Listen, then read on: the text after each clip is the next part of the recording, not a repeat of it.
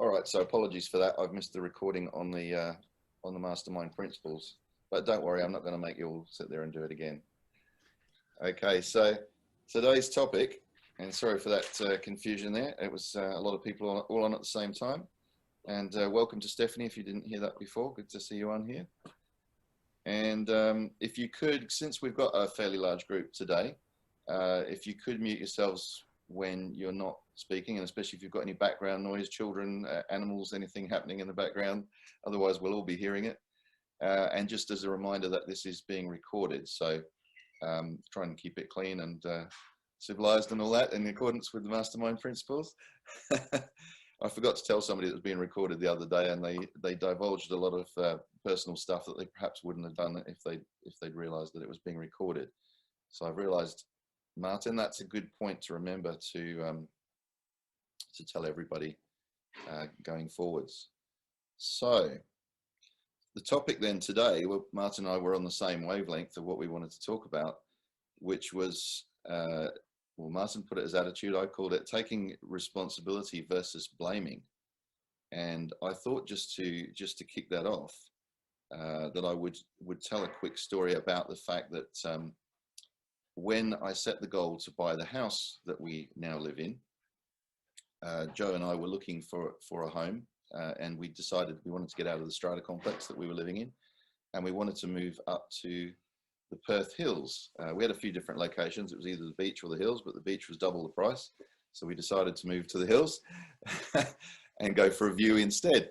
And what we found was we weren't actually prepared. We hadn't got our ducks in a row financially. We hadn't got all our, our financials up to date and being self-employed, and weren't actually ready to get the house, but we thought we'd start looking anyway. So of course, sod's law then, that the perfect house suddenly pops up and we're not ready. Now, I then put in the application or contacted my broker to get the mortgage sorted out, and he pretty much laughed at me and looked at my financials and said, "You've got no chance, forget it, don't even think about it." And I thought, that can't be right. And then he actually even said, "I can't understand how you've got the house that you're living in now." And he was the one who got me the mortgage, so that was interesting. So undeterred as I am, in fact, if anything, that just made me more determined to prove him wrong and to get this house. We then got on the case of figuring out how we were going to pull this off. And so we put in an offer that was above what the people were asking for, knowing that they had already dropped the price. And so we went closer to what they wanted, and knowing that this would blow people out of the water, and therefore we could negotiate that we wanted a delayed settlement. And so it was a matter of taking responsibility for how I was going to get this outcome that we wanted, and not let the obstacles and the setbacks get in the way. And long story short, we did get an offer of a finance approval from a company, from broker, but it was with a very dodgy finance company on the East Coast, and I won't name the name, but I did a bit of research and I thought, I don't like the sound of these guys. This just does not sound right, and I'm going to keep shopping. And we were made an offer with a conditional approval, but we then decided we needed to go for it and get a better deal. And that necessitated selling my unit and also selling my wife's 2 investment units. So within the space of from September to December, we managed to sell 3 apartments, and kept delaying or kept explaining what was going on to the people that were selling us the house. And they kept faith with us because we kept in touch and we communicated all the way, and we knew we were going to get this house. Now, the real estate agent had actually put a video walkthrough on the website. So my wife was going through every day, looking at the video and actually planning in her brain where she was going to put the furniture and so on. That was how determined we were that this was going to happen and we were going to pull this deal off. Anyway, long story short, 22nd of December, we finally got the loan through just in time, and we're able to move in for Christmas. So the thing that why I told that story is, when you take responsibility for the outcome, when you decide that you really want something, and you creatively visualize that you see yourself achieving it, then you don't let the obstacles get in the way. But it would be so easy to play the victim and just go, "Oh, well, I couldn't make it happen because this was against me and that was against me." And so you could easily give up. So as I see it, it's the difference in mentality between going for the goal, accepting responsibility that you are the one who's going to make this happen, versus drifting along and kind of hoping that it's going to happen. So what I wanted to just ask you is, what are your thoughts, or could you think of a time when you could have blamed other people or circumstances, but instead you decided not to be the victim and you conquered, you went ahead and made it happen? Does anyone want to put their hand up to start, or should we go in order of numbers and give everyone a chance to have a story? Who's feeling brave enough to get us started?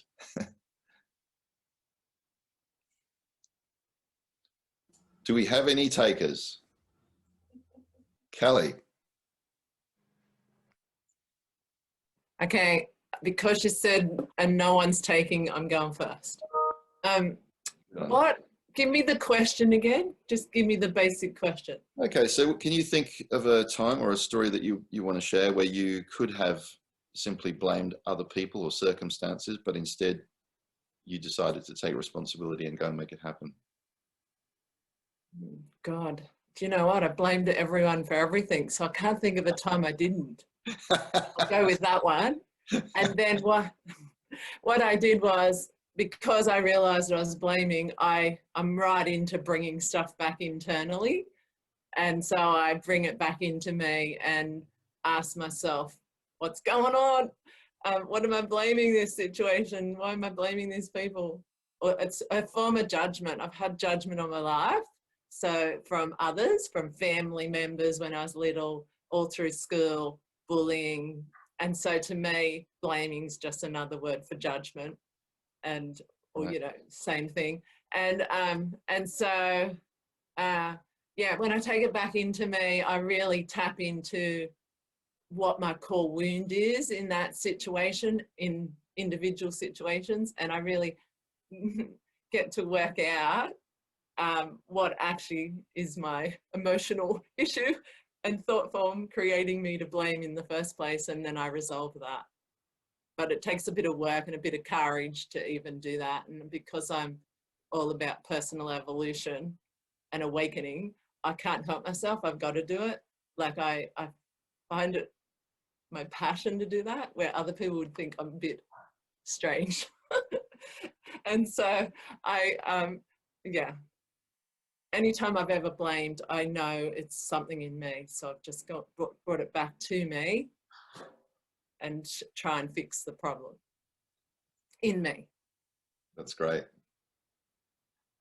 Thanks for that. Anyone else got a That's story? an awesome share, Kelly. Thank you. And thanks for setting the foundation of that, Tony, because as soon as you started, it reminded me of something I heard from Les Brown, which was something down the road of, it's better to be prepared for something and it never arrived than to not be prepared and it arrived. And that, I remember hearing that and it really hit me hard. And that's when I started diving deep into where I wanted to go, what I wanted to achieve, and letting go, really. But one of the things that when you asked the question, I really resonated with what Callie said as well, because I think for a lot of us, we're brought up in this conditioning that we allow to happen, and I say that we allow to happen because when we understand the importance of ownership, things start shifting for us. But certainly in a society, in a culture where a lot of these things actually we give our power away, and we often rely on other people and what they say, and a lot of this has come through the conditioning as when we're children, and relying on parents and family members. And you know, it's often said, you know, you should be able to rely on your family. Well, not necessarily. You know, there's in many cases I've got better relationships with people I've met online, never actually physically met, than I have with my own family members. And it takes me back to when I was in the mines, and my role there was a health coach, and I absolutely loved my role. And I was actually, from a logical side, I think I'm doing what I love. I'm being paid to keep fit. I'm bringing joy and happiness to people. I'm playing games of soccer, pool games. I'm organizing events, and I'm being paid for this. This is a dream. And I really couldn't see myself ever leaving. And because I was so grateful for it and enjoying it, that was expressed through the energy, and everybody felt that who were around me. But that also has, there's the same thing, and it has two sides, a positive and a negative. The negative side is people are jealous, and people see that as a challenge to themselves, especially management. So in this example, management chose to attack me and try and suppress me and the growth. And the challenge for them was that it wasn't just me, it was actually the feedback from the client, how amazing and how the difference I was making and the energy and what I brought to the community and on the site. The feedback and emails from the residents who were coming and being around me, how much they enjoyed and the value they received. So the pressure on them based on their own, and I know there's positives and negatives with ego, but their desire to just have a resume that shined and not care about anything else was where they were letting themselves down. And when I went through all that bullying, it wasn't until afterwards, and this is that thing of that attitude, I was giving my power away to please other people. And my attitude every day was, I have to please people. I have to be the best version of myself for everybody else. And I was striving for gratification from others instead of gratification from self. And through that process, it actually helped me realize that, obviously, as many of you know who know part of what I share, it took me to breaking point. But that was my awakening point. So that was what really awoken me to realizing that every single day I have an opportunity to make a decision on how I'm going to live and how I'm going to fuel my soul and how I'm going to live authentically and with integrity and honesty, and let that shine, not for anybody else's benefit, for mine. Because if I do it for me, everybody else is going to benefit who resonates with me. And I think that was the biggest realization, and that has really cemented in I called it the attitude, but that cement getting clear on how I want to show up in the world for Martin Ball, what it means to me, and knowing that if it's filling my cup, the people that resonate with me will be helping them in a way fill their cup. So that's how I feel about it. That's a great share. Thanks, Martin. Just to play devil's advocate for a second, did you then struggle with that, where you were thinking, am I just being selfish if I put myself first? I actually wasn't, and I have to say that if it was somebody who had said to me before I went down the road and did so much work, I would have said that that's selfish, because my whole thing was give.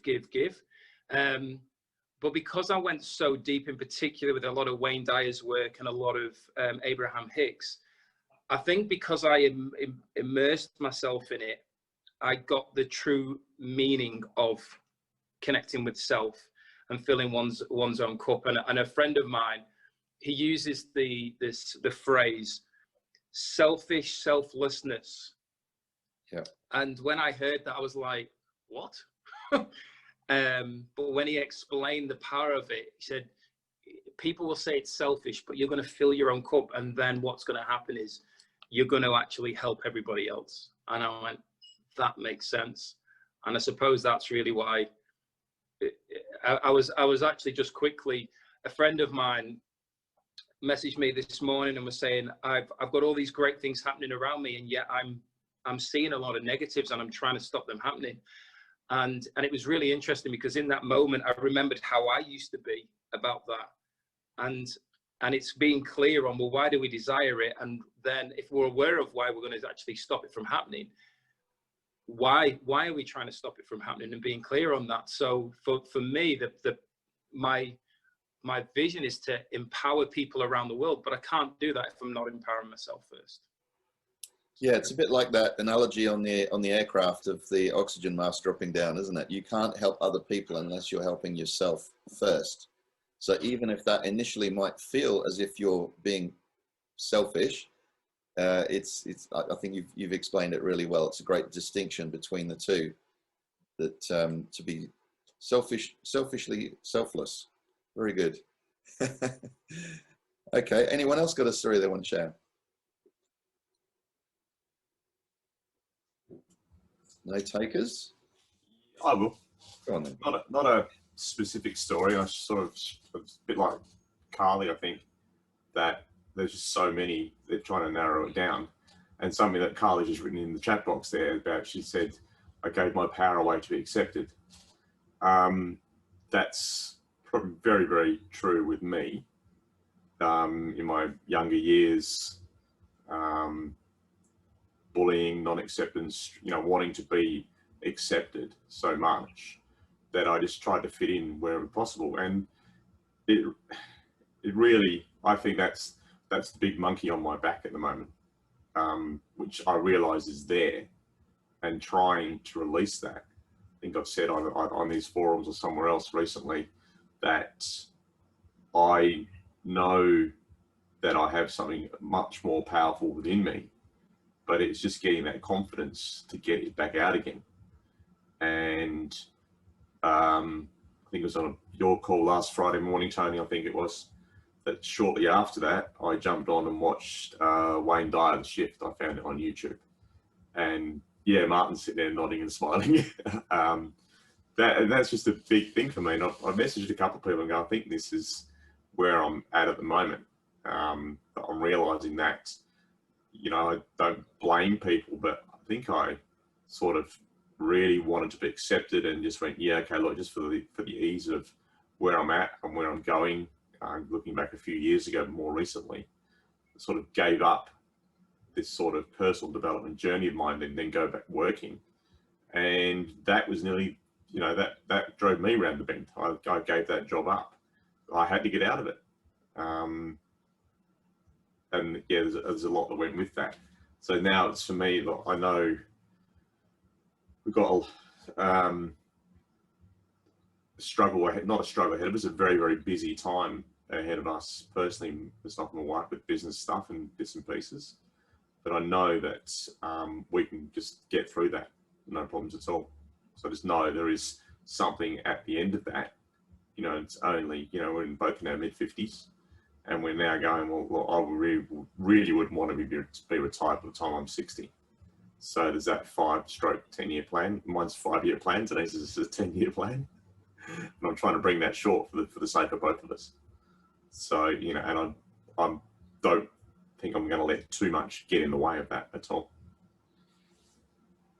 And I think I said to you the other day, Glenn, that I've really noticed the growth in you, the difference in your confidence level on the meetings, but just in general in life, and you're exuding a glow now that wasn't there when I very first met you.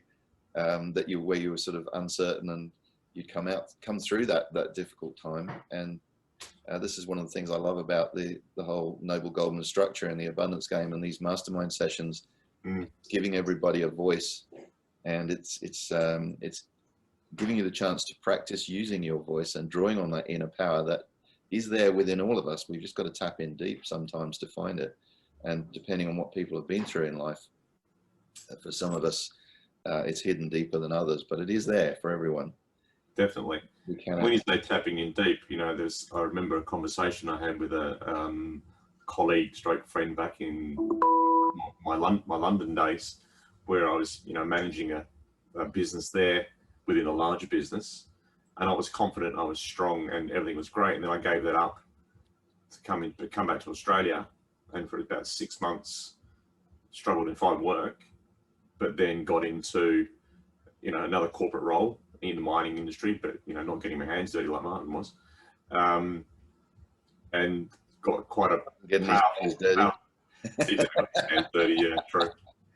I've seen him recently feed the sheep, but you know, you get that sort of power and that acceptance there because you're doing a great job, and then when you're out of there, no one cares.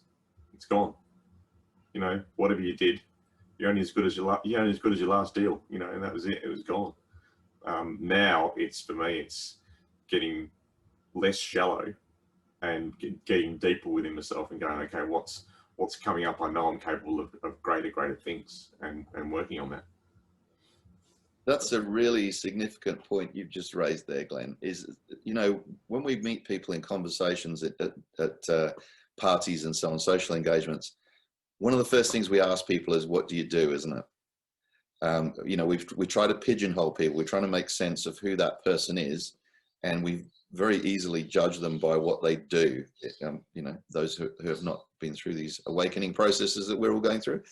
And so when you have a role, especially if you've had a high-ranking management role or something like that, or you've had a business and then suddenly you don't, a lot of us actually connect our identity with that role.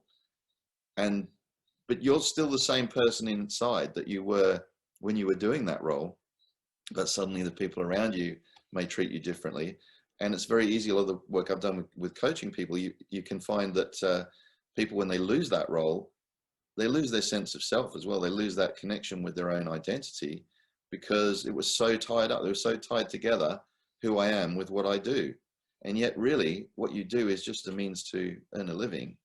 Who you are is the much deeper question. But I suppose it is a little bit odd if you ask at a party meeting someone for the first time, so who are you? I don't know. Maybe that's just, is it a strange question to ask? What would be a better question? You've seen it happen. Tell me about yourself might be another way of putting it. Yeah, people go mind your own business.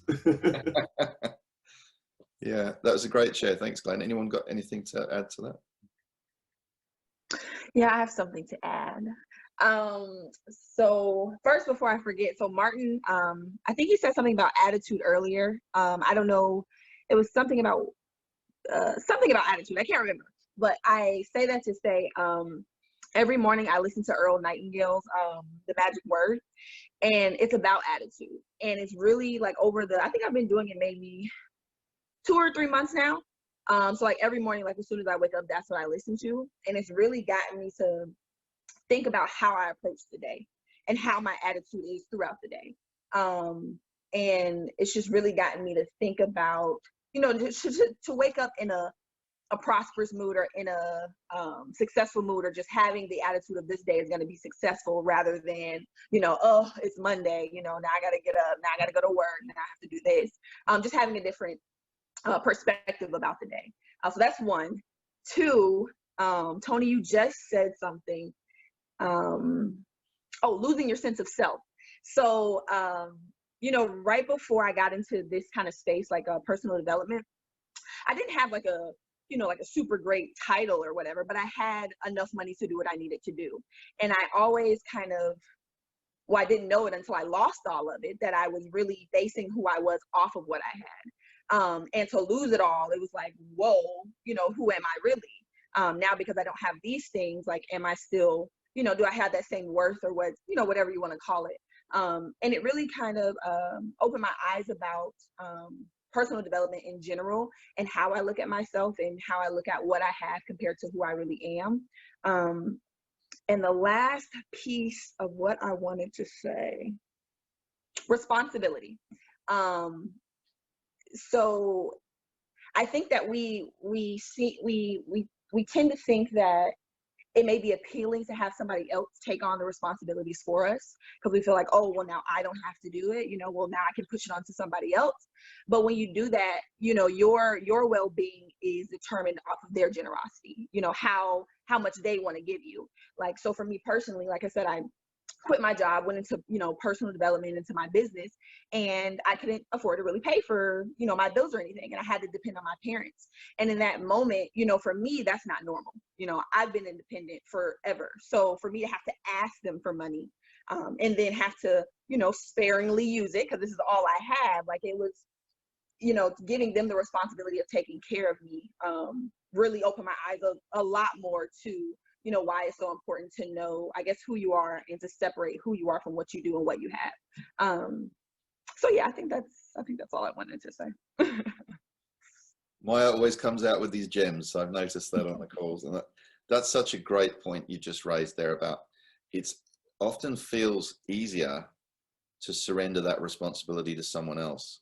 And just, a little while back, a few of us were reading the book, Napoleon Hill's book, Outwitting the Devil. and he talks about the concept of drifting. And it's so easy to allow other people to make the decisions for you and just coast along for the ride. But really, you know, it's your life. You've got one life as far as we know, depending on, we could go into a whole theological debate there, we won't. But, you know, if you want to make the most of your life, are you going to really just sit back and let someone else decide for you how your life's going to go? Or are you going to take responsibility for it yourself? It's a very good point, isn't it? Very good question.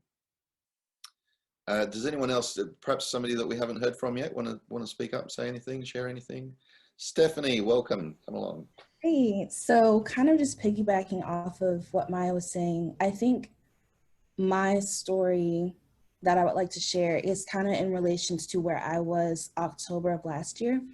And it was a period of unemployment for me from October to January, because I had plans on leaving a very toxic work environment, interviewed for another job, you know, had a very good interview that lasted about 2-3 hours. So I knew the job was mine, but the job offer got rescinded. So with that being said, I was unemployed. So that period of time for me really was a moment of identity crisis, because Maya and I have talked about this before, but for a lot of students, or for me especially, and I know a lot of other people feel this too, we're in school from the time that we're so young up until college. So a lot of our identity is tied to what we can do, our performance, how we show up in school, etc. So a lot of my identity was tied to that in college. It was tied to that in high school, you know, honor societies, clubs, grades, turning in assignments, things of that nature, the accolades that came with it. So of course that trickles over after graduation and working in the, you know, in the workforce, what I'm doing for that company. So being without a job honestly gave me a sense of just being, being still, but also realizing that outside of what I did for companies, internships, and jobs in school, who was I actually? So, you know, of course I allowed myself to feel whatever was natural in that state of being unemployed, but I didn't allow it to consume my entire being or consume my life. So of course I gave myself time to be self-aware of my emotions and my feelings. But following that, I really took it upon myself to have that first initial level, if you will, of personal development and spiritual awakening, just really taking the time to find out who I was as a person outside of what I could do for other people, because people pleasing is an issue of mine that I'm working on. So I really attribute that time of my life from October to January, because I started working full time in January, to really just get myself in alignment with who I am. So that way, when I went into another job or when I went into another space in my life, I knew how to separate what I do for a job and who I am as a person. Because without the success, without the gratification, I still have to remember that I am a human. I still have to remember that I am still Stephanie at the end of the day. And my character and who I am is not tied to how much I can overperform or perform for a company. So in this year, I've worked full time from January up until this October, and I quit my job full time to be a full-time entrepreneur. I took that leap of faith for myself. So it's another layer of myself that I'm unlocking. And I think in this space now, I feel more confident and in tune with myself than I did last year, same time. So I think that identity is definitely something that is a true part of personal development. It's really finding out who you are, because if you don't, you'll find, like myself, I found myself just doing and overworking myself for the instant gratification or the recognition, not knowing that honestly, as an employee, you're disposable, you know, so you have to realize that. So I think that it just attributes to where I am now in a greater space, you know, having a better character, better level of self-awareness. So I think it's great to really have that self-awareness, to know that when you have that hard pause in life, sometimes it happens at different levels for different people. But when you have that time to just be by yourself and realize who you are, it really unlocks a lot of layers for yourself. That's a fantastic share. Thanks for that, Stephanie. And your would you call it your initial speech there? That was there's some great points that you've made there, and particularly I think we can all relate. I saw a lot of nodding heads when you were speaking there, of that that we do tend to tie ourselves to performance levels and results, and that feeling that if we're not getting those runs on the board, then maybe we're not valued enough, we're not worth enough. Can I lead on to the next question? I'll maybe throw this one back to you before, because of what you've just shared. What was it that alerted you for the need for you to step up, to actually to make some changes in how you connected with your own self? Right. I think what truly sparked the change for me last year was the feeling of emptiness, actually. Like, my last day of work was on a Friday. So waking up that following Monday, it felt empty for me not to have that routine of getting up, getting ready for work, going in, clocking in, talking with your coworkers, etc. I was just in my room. I was just here at my house. And it felt like, okay, wow, this is a really different change of pace, because honestly, throughout college and honestly throughout life, it was either work, school, internships, just always pretty much on autopilot, like on go. And I tied a lot of my confidence, I tied a lot of who I was, like I said, to, you know, hearing great job, or you did so great on this project, or, you know, you did X, Y, and Z. It felt good to hear it. So when I didn't hear it, or when I was in this space of just like honestly being alone with myself, and kind of like what Maya was saying, you know, when it comes to accepting responsibility, sometimes it's easier to project onto others because it's uncomfortable just to sit with yourself and realize that there's a lot of things in life, or there's a lot of things within the shadow work that you have to do in order to realize, hey, I take full accountability and responsibility for X, Y, and Z that's happening in my life. I can't accept or allow myself to think that other people caused this on myself. So I think that's really what caused me to just say, okay, I know that this is a space in my life where I don't want to feel empty, because even feeling empty felt uncomfortable. It no longer felt like, you know, I want to sit in this and be comfortable in this. It was more so I want to be kind of like what Callie was saying. I want to see more personal development for myself. Like, I became not really obsessed, but intrigued by how I can unlock these layers of when it comes to those knee-jerk reactions and behaviors of wanting to project onto others, or, you know, those negative thoughts and feelings. How can I unlock that and change it into a positive reaction, a positive emotion? So really it was just that level of discomfort I felt just from feeling empty, from feeling like I don't know who I am outside of a job, an internship, or, you know, school. Imposter syndrome came up a lot for me even after graduation. So I think that was really just the knee-jerk reaction for me, was to just find out what those triggers were instead of just sitting with them. That's fantastic. Thank you. That was a really, really good share. I can certainly relate to that. And I think that probably most of us at some point have experienced some kind of imposter syndrome as well. That's a whole other topic we could debate. But I love. Can I just say Yeah. Tony, sorry to interrupt. I'd just like to say, Stephanie, and I don't know if anybody else felt this, I felt captivated listening to you. Yes. You've got a very incredibly powerful, calming energy, and I know that sounds like a bit of an oxymoron. But that, I was like, wow, you've just pulled me in. And I'm not saying that I don't experience that with other people, but it was incredible to just be here and be able to witness what you just shared. So thank you. Thank you so much. Thanks for that interjection, Martin. That's fine. Great. Because yeah, you just said what we were all thinking. I think I was definitely equally captivated with hearing your story. And I'm just going to go on to say that I loved where you used the word that I was intrigued by how I could unlock the layers. And I think that's such a healthy curiosity thing to awaken in ourselves, is to be intrigued by who we are and what are our triggers, or what are we identifying with, because that's a key, I think, to taking responsibility, isn't it, to moving forwards, is to have that. Well, Tony Robbins says that we grow when we ask ourselves better questions. So the fact that you were able to sit there and go and identify within yourself, I'm feeling uncomfortable with this emptiness or this void at the moment.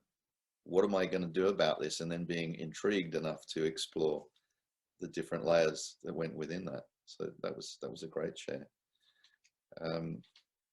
Anyone else, perhaps one of the others we haven't heard from yet? Yeah, I'll go, Tony, because this kind of reminds me of, the book is called The On Purpose Person, and they talk about life as being a river, and you got three choices. You can be the floater, the fighter, or the navigator. So you can float down the river and just accept whatever's coming. You can fight the river about whatever's happening, or you can navigate. And that's obviously pretty good relating to where your attitude is and what your responsibility is. If you're the navigator, you're responsible for where you get going. And so much so that it's one of the parts of my kind of underlying message and mission statement for my business. Very good. And who was that book by? Can you remember? I have no idea. I can tell you it's called The On Purpose Person. Okay. Sounds interesting. It's only a small book, but it's kind of it's basically a hero's journey of someone who goes, and it's a lot of how to set goals and then passing it on and getting to the next stage. So it's kind of a parable sort of story, but got good messages in behind it. And I always think about it. I remember doing some goal setting with my success coach, Brian Lee Mizzen, who at one stage I was like, oh, but this is not happening. And he says, are you working on the goal? And I said, yes. And he said, well, if it's not happening, then it's on you. So what have you got left to do? And I was like, but I've done everything. He says, well, if you've done everything, then the goal's up to the, sometimes it's in the universe's hands as opposed to yours. He goes, but if you haven't done everything, then it's on you. Yeah. And then, of course, it was like reset goals, figure out whether your action steps were going well, check your mindset and your attitude. So he had kind of a stepping stone to get, are you here or there? And are you choosing? Yeah. So conscious choice as opposed to drifting along or surrendering the choice to other people. Yeah, and I remember doing Landmark Forum at one stage, and they had this whole thing about ice cream, and they had this guy on the stage for like 15 minutes, and he had to choose. And they're like, okay, so you get 2 bowls of ice cream, vanilla or chocolate, choose. And he was like, but I don't like any of those things. And we're like, and he finally got it, and he goes, oh, life is a choice, choose.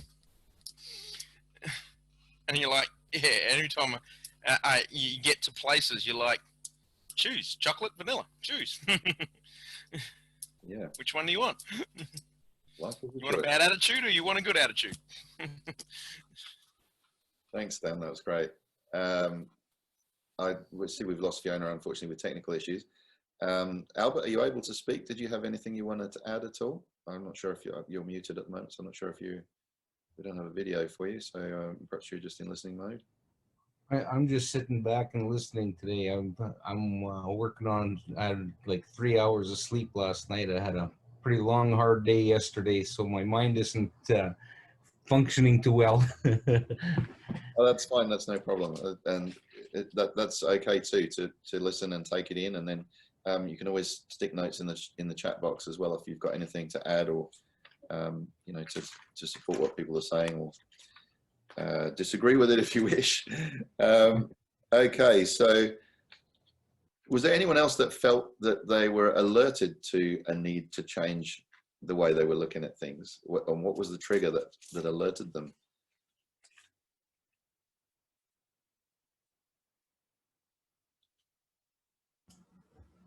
a pretty obvious one for me was my health. Right. Back in about 2010, 11, changed roles, did 2 jobs for about 6 months for the same company. Got pretty ill. That was then sort of the way that I was thinking at that time was, you know, go down the medical route, and I had test after test after test, but what actually wasn't being tested was what was going on up in here. It was all what's going on with your blood sugar levels, what's going on with your heart, your breathing, your sleeping, all this sort of thing. But what was driving that was what was going on in here. And that was a pretty big wake-up call for me. And discover what the issue is, and we're all good with that now. There was a slight medical issue, which will be fixed. But the biggest thing was that it was a wake-up call. I needed to change, you know, adjust my thinking to more of the positive way. And I was looking to, you know, so in 2016, when I did leave the corporate world, I was pretty much prepared to go, but the way that it happened with the redundancy and there's your money, see you later, wasn't fantastic. And my wife will say, yeah, I was in a euphoric mood for about 3 months. I was, you know, high as a kite on, yeah, I'm out of there, I've got this money. But then where do I go from here? And then there was the crash back down after that as well. Like, oh, what, this means there's more of my life I've got to live now. What am I going to do? Pretty much like Stephanie, I think I'd always been in those sort of achieving sort of roles over the years. Drifted a bit as a kid, not so much I never went to university or anything. So, but I've always had roles where I've achieved things. And then when you haven't got that, it was a close friend of mine that then said to me, but you have achieved, look at your business you've got, your family, you know, where you are and you know, the people you've got around you. Not so much these days, I don't look at it as possessions, but it's the people that I have around me that I've actually achieved something. But yeah, the wake-up calls were like, yeah, the health issues when your body just turns off pretty much. It wasn't a pretty time. That's a really great share, because it's a great observation that many of us leave it until there's some disastrous or a huge external event that impacts on us that kind of forces us to rethink and take responsibility for where we're going next. Where it's easier, this is what we were talking about before, where you've surrendered that responsibility and you're drifting along. You've got the job that kind of ticks the boxes of the level that you were supposed to aspire to, or you thought was your level. And then for whatever reason, whether it's health or whether it's redundancy or whether it's you know, business failure or all those sorts of things, then it's been forced upon you to have to reassess where do you go next. And that can be quite a scary thing, can't it? Sometimes we need to actually, well, grow a pair, you know, get some courage to go, okay, what's going to come next? What do I do next? Because suddenly you're not just surrendering and leaving it to someone else. It's back to you. The ball's back in your court again for you to make the decision. Where am I going to go next? What am I going to do? How's that going to look? So do we wait? And you think, sorry, Tony. I'm just going to ask, do we wait for that external event, or what we're trying to encourage people to do is to not wait for the external event to sort of come crashing down on you, but for you to start thinking about it now. Are you on the right track? Are you heading where you want to go? What's next for you? Go on, Martin. Yeah, absolutely. And a few things that came up for me there, especially with what Glenn said, and you know, obviously I can relate from the health side, is that when we're going through that, what's usually created internally is stress, and then the body's in a state of dis-ease, and we know that if we don't get ourselves out of it, it's probably going to manifest into some form of illness. It's going to form into a physical symptom. I know that Maya had spoken previously around what Bob Proctor speaks around the conscious, the subconscious, and the body, and how it's being driven. And a lot of that, you know, when we look at the way that we've once again allowed that conditioning to take place. So, you know, you think about as a child, children are dreaming what you're going to be when you grow up, an astronaut, a pilot, and all this kind of cool stuff. And then all of a sudden, You know, we're sat there with a careers advisor, and the careers advisor at school's going, no, hang on a minute. You know, look at your grades, look at this. This is where you shine in this. And it's like, yeah, but that's not where I want to be. Yeah, but that's where you're going to fit in. That's what you're good at. That's what you're going to do. And so all of a sudden, we've been told these things, and we're going, oh, okay. And that's then how we choose to live our lives, in a state of being okay. When we came here for far more, and we've got so much potential, in fact, infinite potential, and yet we choose to continue to live our life in a state of being okay. So when something does come up that we know is going to take, is challenging, and at that level that we were once there, in fact, we were probably even beyond that level, the way that we were thinking, we've been brought so far down that when we think that we've got to step up and we've got to change direction, all of a sudden, we're in a state of dis-ease. We don't know what to do. We don't believe we can do it. We have no idea of how to do it. We even can't even fathom how we're thinking that way, to even think that we could go there. So we attack ourselves, and we bring ourselves back down, and then all of a sudden it manifests into something that's actually destroying us physically. And yet we choose to live that way, and it's a choice. It's our attitude every day. We choose it. Everything is that choice. And then you come on a call like this, and you realize that you're not on your own. And you realize that there's people there, that you're listening to the stories and what they've chosen to do. And it might not be right up here for you or anybody else, but for them, it was a step up from where they were. And that gives us all the inspiration to go, well, do you know what? Because they haven't got, in many cases, in fact, probably every case that I've been on a call, they haven't got millions of dollars to take them to that level. It was nothing about external factors. It was about internal factors. And then when you think about it, the fact that it was an internal factor, we all have that ability. So it's just tapping into it. And that's where the inspiration comes to go, well, how do you do it? And as you said there, Tony, and John C. Maxwell talks about this, as well as Tony Robbins, ask better questions. Ask questions to extract that information to help you get the answers you need to move in the direction you wish to go.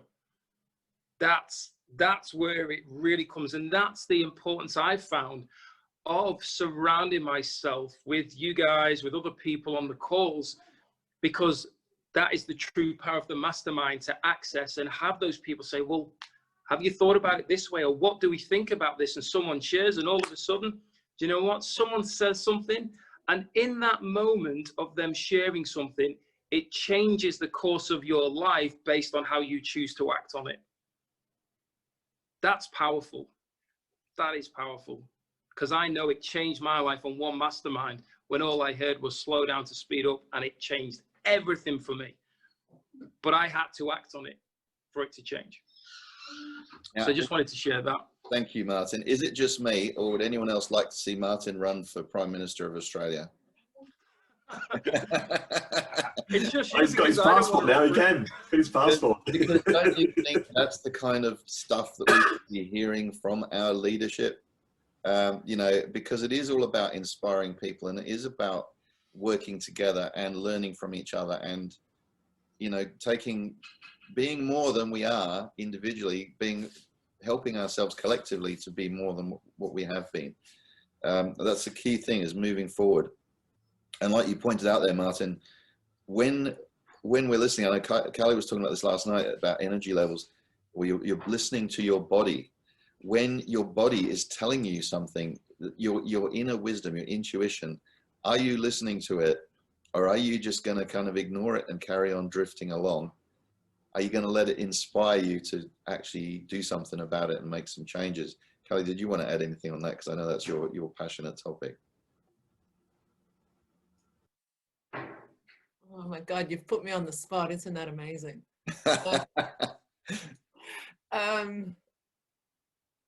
God, I just know it's an internal job.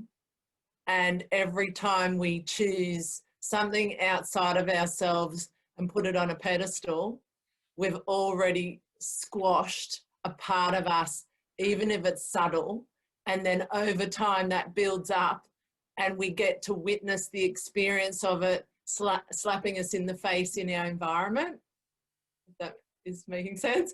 And so just those subtle moments, like with our health, for example. If I had paid attention when I was in my early 20s about my thyroid, because our disease, thyroid graves in the family, if I had asked my body back then, and with my wisdom I have now, and stepped into a different way of being rather than squashing down and just doing what everyone else wanted for 4 years when I was chefing, I would have had a different experience, because I would have owned my value, I would have expressed, I wouldn't have just been there 100% from my upbringing, 150% work hard for your boss, right? And so that was my dad's motto, but he forgot to tell me that in that you've got to value yourself. And when the boss says, can you work 60 hours for a 40-hour wage this week? I'm meant to say, no, sorry, I can't, because my health is equally important to this job. But I didn't know that. I knew only 150% work friggin' hard. And so 4 years later, my health suffered and I had to leave that job. And so in all that, I squashed for 4 years my true self-worth, my emotional self, now it's subtle, right? Because you don't know you're going to get sick 4 years later with a thyroid problem. So it's subtle, it slowly works away at you. You're not paying attention to the internal you while it's doing that. You're too busy working for someone else or helping 100% other people. And so that depresses your immune system. It depresses your joy. It depresses lots of parts of you. And it's like 4 years later, then it hits you. And it took, for me, 4 years later. But for others, it could be instant. Like, if you haven't been working on stuff and checking in that, does this value me, this choice I'm about to make, you're already choosing outside of you. Because if it doesn't value you, you've already chosen outside of you. And that very subtle moment of one choice is enough for 4 years later to keep going down that rabbit hole. Yeah, that's a great share. And when you were speaking there, you took me right back to my early days in Australia when I was working for Target as a young trainee manager, and then as a sales manager when I got promoted. And we would have the store manager would come around to us as the department managers and say, oh, by the way, there'd be like 5 o'clock in the afternoon, or just as we're kind of heading towards closing at 5:30. He'd be saying, oh, we've decided we're going to work back tonight, and all us managers, we're going to work on, we're going to re-merchandise this whole department, this section here. So I need you all to stay back, get on the phone to your wives, tell them you're working back, probably be working back till at least 9 o'clock. And I'd have to ring up my wife, who was at home with a young baby, and say, oh, I'm sorry, the boss has just said that we've all got to work back tonight. And she'd be like, well, you tell him you can't. And I'd be like, well, I can't, because if the whole thing was about impressing the boss and putting the runs on the board, and if you don't do that, you're going to be completely overlooked for any promotions that are coming up. And so the whole thing was put on you that you had to perform, and you had to just take it on the chin and go, well, my family life at home doesn't matter, I've just got to stay back and do what I'm told. And it was that bad of a culture that I can remember hearing a conference call where they had the managing director say to all the store management, and it was passed on to all of us, that days off were cancelled through Christmas, through December, right through till stock take towards the end of January. And the managing director of the company actually made the statement, just tell all the managers that a day off is a privilege, not a right. Yeah, that was actually said on a conference call. A day off, you'll tell them all, a day off is a privilege, not a right. And so there was that expectation. We just worked 7 days a week all through that period. And that's what you did, because if you didn't, you weren't going to go anywhere in the company. So it's very easy to lose that value in yourself. And of course, looking back, when I actually finally left that company, it was a huge weight off my shoulders to go. And I actually made the conscious decision, statement to myself, I am never going to allow anyone else in a job situation to put me down and make me feel that way again. I'm going to be in control of my own destiny going forwards. And if I'm not happy with the situation, I'm not going to tolerate it. Tell them about my cowboy. It's interesting, Tony, how you mentioned there when I left Target. Yeah, in the moment, it's that thing of, I don't want to lose my job. This is where I am. This is where I'm going to be. I've got to impress to get that promotion. Yeah. Yep. You're still left and you're reflecting on and going, what was I thinking? Yeah.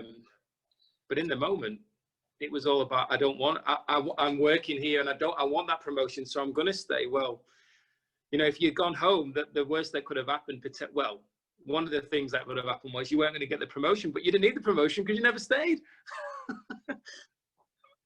Yeah, and that's the irony of it. So all I did really was miss out on time with my kids, damage my relationship, and, you know, I carried on. I actually still did make that same mistake because I went to another company, Big W, and did a very similar thing.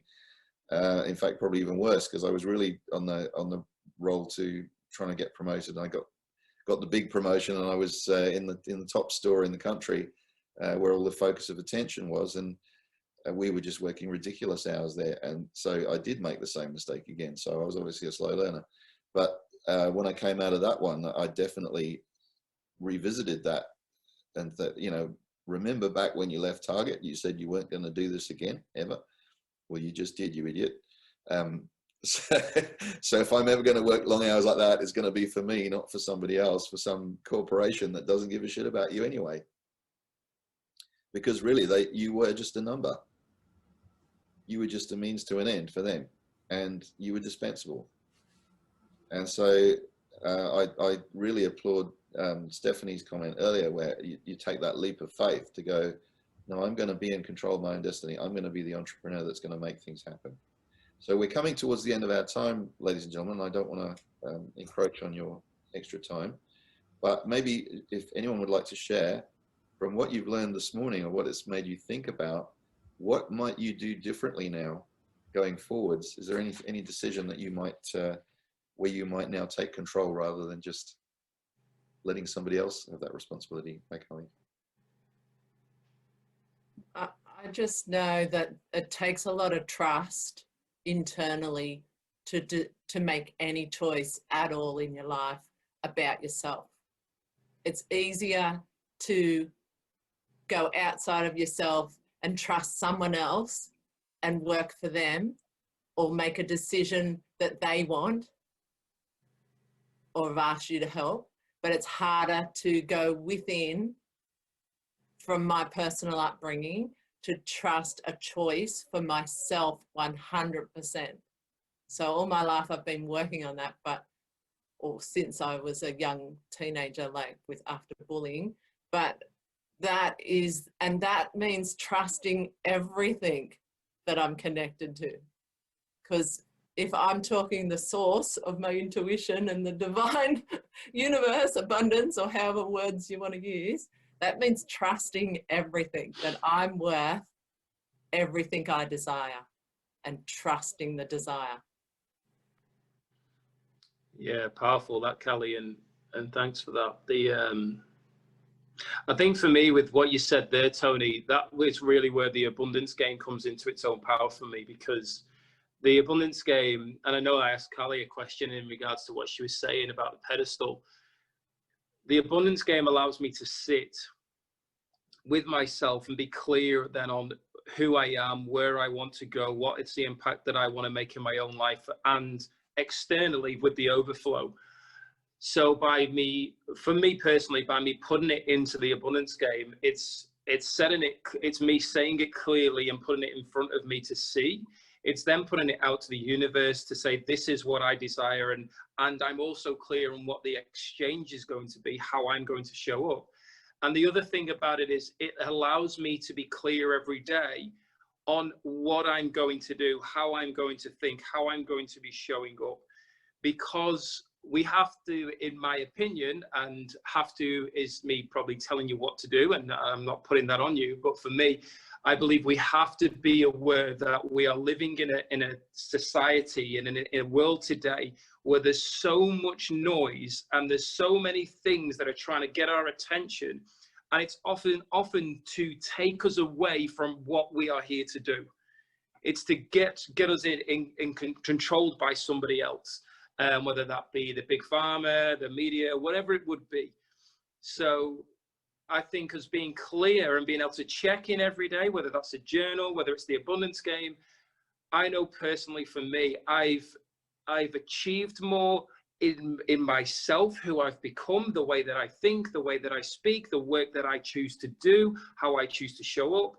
I've become a better version of myself through implementing this, because I am clear on how, on what to do every day and how I'm going to show up, and the attitude behind the whole of it, which was what really I know you worded it differently, but what the whole call has been about. So once again, I always speak from my experience and what my beliefs are, that what I see and what I've experienced, those who are activating that and accessing that are having huge shifts. And it's another tool to help us amongst all the things that are going on around the world, and in our face. So that's my share in regards to your question that you've closed with. And I also want to say before we leave, great facilitation as well. Thanks. It's been awesome. Thanks for stepping up in that. Thank you. And anyone else want to add anything to that at all? Okay, well, I will just close with the fact that I come to terms with the fact that I'm probably not going to play soccer for Manchester United now at my age. But I do intend to go into space, so I will be an astronaut. So we'll make that one come true. And I did get to be a pilot at least. So some of those childhood dreams have come to fruition. So yeah, I would pick up on what Marta's just said there and encourage each of you to go and use the abundance game tool that you have at your disposal there in the back end of Noble Goldman, because look, I'm a coach and I should know all this stuff because I'm teaching it to people all the time. But I have gone into the abundance game and I have found that it's made me think of things differently. It's made me connect the goals with the milestones, with the affirmations in a much clearer flow process. And I've certainly found that as I'm now getting into the repetition of my affirmations each day, that they're growing inside me, that my belief in my capability to make them happen. And it's through associating with all you wonderful people that it's fueling that belief. And I think that the more we surround ourselves with this positive enthusiasm and this belief in what we can make happen, that we truly can, light the many candles, that each candle can light many other candles. So we can do that. We can spread this message across the world that we can make a difference. And collectively, that's what we're going to do. So thank you, each and every one of you, for your attendance today. It's been a fantastic call. And thanks, Martin, for the opportunity to host this one. And I have to say, I have even more admiration now, because it's a big jump from having one or two people on the call to having a bigger team of people on the call, and suddenly it's all happening at once. So you all need to give it a go. Work towards that. So look forward to seeing you again on the next call. Have a fantastic week, everyone. Cheers for now. Great work, Tony. Thank you, everybody. See you later, guys. Bye-bye. Thanks, Tony.